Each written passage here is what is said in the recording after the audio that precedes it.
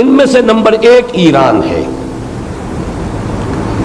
اگر ہم چلتے ہیں عرب سے مشرق کی طرف تو ایران ایک اعتبار سے یہ بازی لے گیا ہے پورے عالم اسلام پر.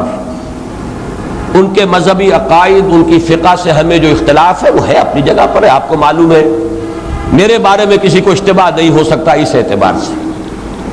میری جس درجے دشمنی رکھی گئی ہے، جس طرح میرے سر کا جو ہے مطالبہ ہوتا تھا، 2 ہی آدمی تھے پاکستان میں کہ جن کے سر مانگے گئے. ایک کراچی کے وہ شاہ بلیغ الدین صاحب اور ایک میں. تو اس حوالے سے وہ اپنی جگہ پر اختلاف ہے، لیکن اس حقیقت کا اعتراف کیے بغیر نہیں رہا جا سکتا پورے عالم اسلام میں یہ واحد مسلمان ملک ہے جس نے بہرحال اپنی شریعت، اپنے عقائد کے مطابق ایک مذہبی انقلاب برپا کیا ہے.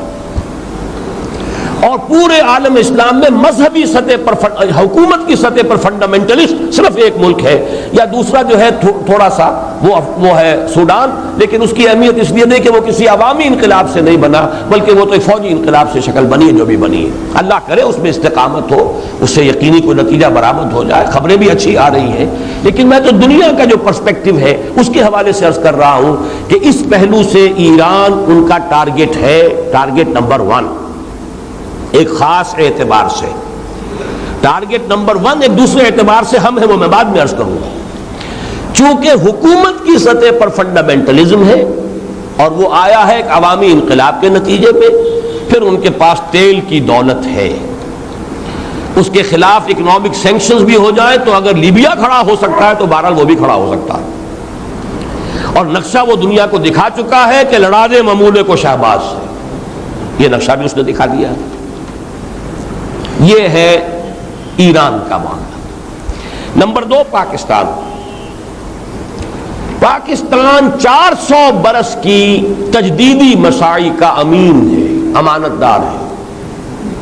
پورے ہندوستان میں مجدد الفسانی رحمۃ اللہ علیہ، شاہ ولی اللہ دہلوی رحمۃ اللہ علیہ، سید احمد بریلوی رحمۃ اللہ علیہ اور ان کا جہاد، پھر اس 20ویں صدی عیسوی میں یا 14ویں صدی ہجری میں علامہ اقبال جیسا مفکر، مولانا مودودی جیسا مصنف، مولانا الیاس جیسا مبلغ، شیخ الہند جیسا مجاہد حریت، پورے عالم اسلام میں ان کا پیرلل کوئی موجود نہیں.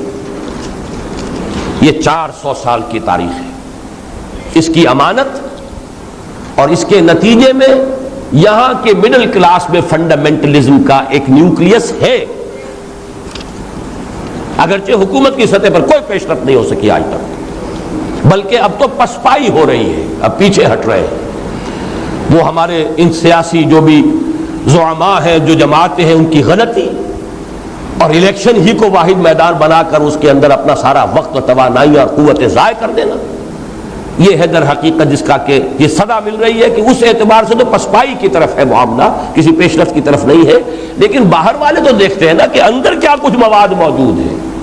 اگر مڈل کلاس میں وہ فنڈامنٹلزم کا بارود موجود ہے تو کسی بھی وقت اس کے اندر جو ہے وہ کوئی دھماکہ ہو سکتا ہے. دوسری بات جو ان کے لیے ایک اعتبار سے ٹارگٹ نمبر 1 ہمیں بنا رہی ہے وہ ہمارا ایٹمک نو ہاؤ ہے.